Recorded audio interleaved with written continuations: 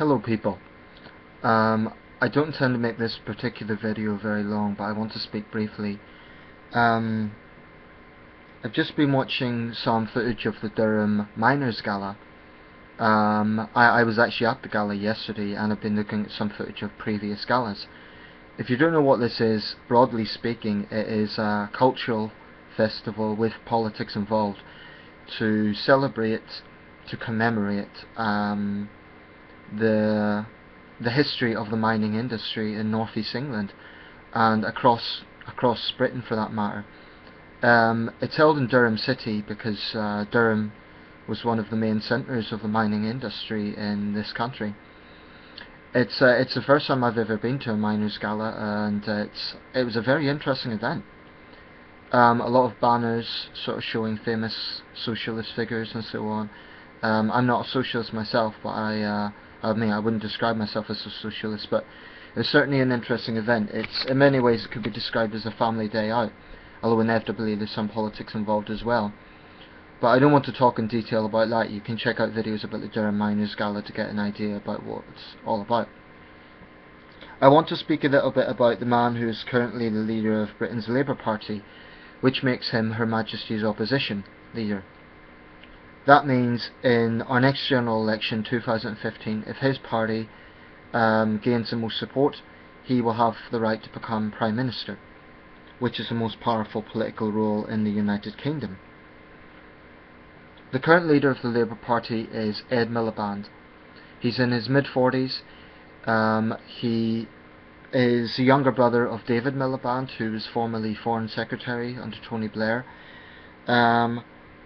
And he's one of the most talked about politicians in Britain because of his position. So I want to weigh in with my opinion about Mr. Miliband, because he is potentially a future Prime Minister. Now, a lot of people will sort of scoff at that because Ed Miliband does suffer something of a bad media image. I'll give you an example.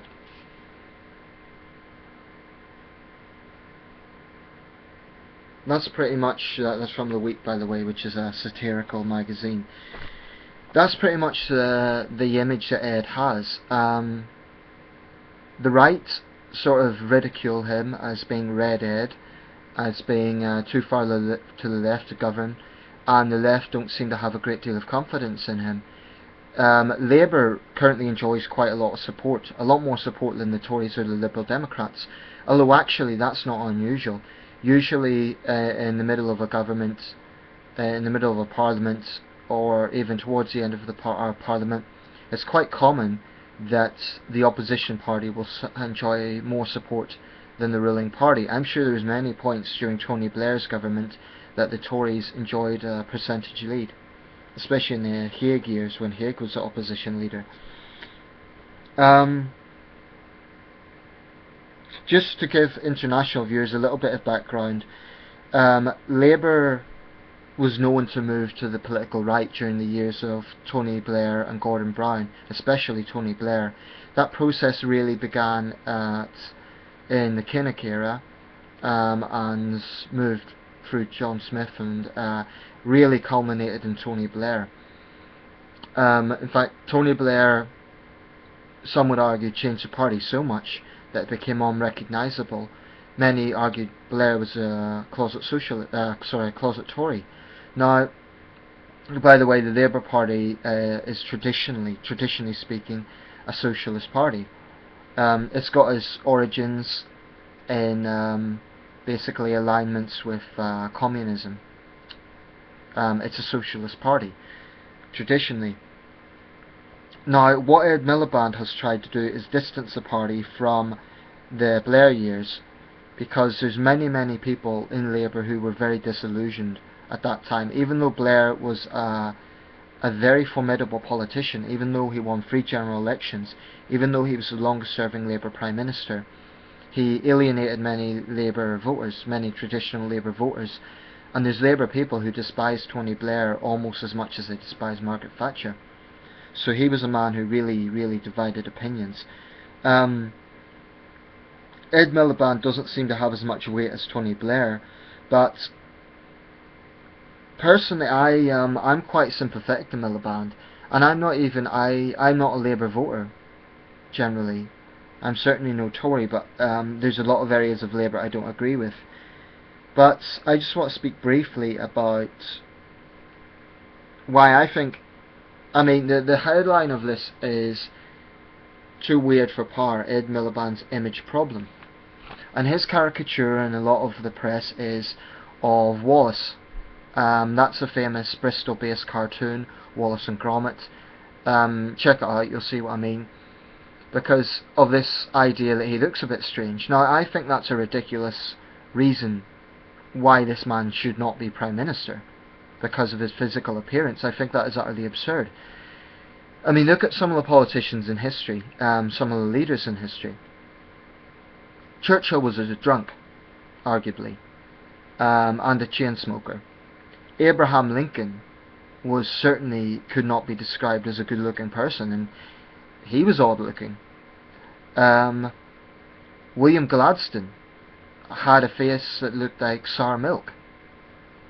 Now, the point I'm making here is, I'm not saying Ed Miliband is comparable to any of those famous figures, but I'm saying that physical appearance is a ridiculous reason to predict someone's capability as a leader. I think it's utterly absurd and unfair, and it shows just how degrading British media has become.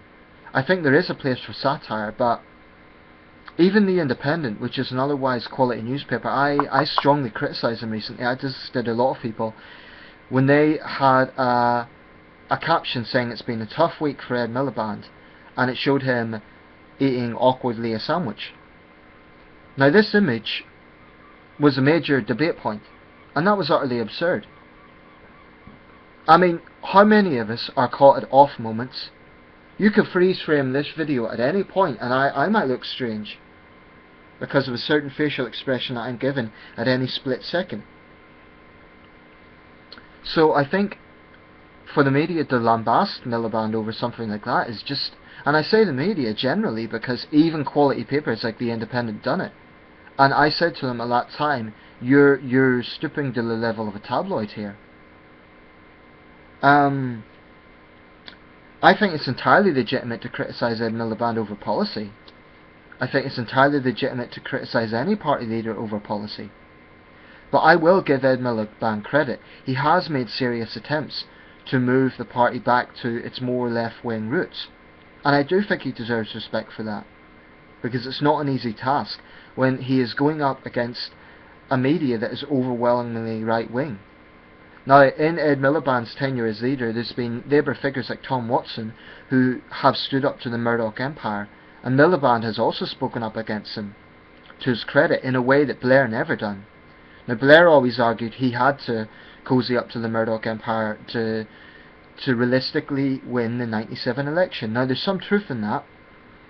The problem is Blair went too far, and after 97 he never stopped cozying up to them. Even to this day, he supported Rebecca Brooks during the phone hacking scandal, which is an utter disgrace. So, Miliband does deserve credit for reading the public mood and going up against a very powerful media enterprise. I do give Ed Miliband credit for that. He also is the first Labour leader since 1989, since Kinnock, to address the Durham Miners' Gala. Again, that shows that he is making serious efforts to go back to basics. I'm not saying Ed Miliband will be the next Prime Minister. I'm not saying he should be the next Prime Minister. But I do think he deserves credit for making serious attempts to go back to Labour's socialist roots. On many, many areas he has spoken up. He has defended the unemployed, although there's one area about Labour's policy I'm very unhappy with. They have yet to make any commitment to abolish workfare. And I've made my views on workfare very clear. I believe workfare is exploitation. I believe it's immoral. I believe there's no justification for it. And I'm not going to go on and on about workfare. That's not what this video is about. I also oppose women-only conferences. I think it's utterly hypocritical. I think it's counterproductive, and I don't think it does anything for women's rights or for any notions of equality. But otherwise, I think Labour has its heart in the right place. 2015, I genuinely don't know who I'm going to support. But I believe Ed Miliband is fundamentally a good man. That's my instinct. That doesn't mean I agree with him on everything. It doesn't mean I agree with Labour on everything. But I just want to say some of the ridicule that Mr. Miliband gets is utterly outrageous. And this isn't about being partisan. If David Cameron was ridiculed over some sort of physical feature, if people use that to attack him, I would say that's equally absurd. It's saddening to think that we have got to a point in this nation where politicians are judged not on their policies, but on their image. It's not a new thing, it's been around for a long time, but it's actually a point where the media in this country is so powerful, and phone hacking unfortunately hasn't changed much in this regard, that it can make or break an election. I mean, in '92, Neil Kinnock, it's often said he lost because he ran a presidential style campaign and the British people didn't want that. I think he lost because the Sun at that time was much more powerful than it is today, and they crucified him. I honestly believe that is a large part of the reason. So vicious rags like the Sun don't focus solely on policy, they focus on image. And unfortunately, gullible people are taken in by that. Now, I don't think Miliband's the best communicator in the world. I think he does need to improve. And unfortunately, there's times he really doesn't come across as prime ministerial, which is unfortunate because I think he's fundamentally a good man. And I don't think actually he would be a weak leader. In my heart, I don't think he would be. I think he just needs to change his approach a bit. Sometimes it looks too much like he's giving a speech rather than really being sincere about it. And I think that's a problem. I think he is actually sincere.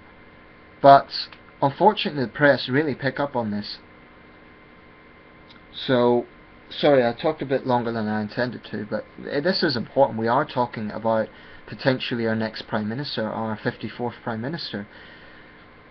My instinct is that Labour won't win in 2015, and I think that's tragic, because of who their leader is, and I think that's unfortunate. But I think it will be because of a lot of this image issue. I think the Tories will very, very narrowly win next year. I hope they don't.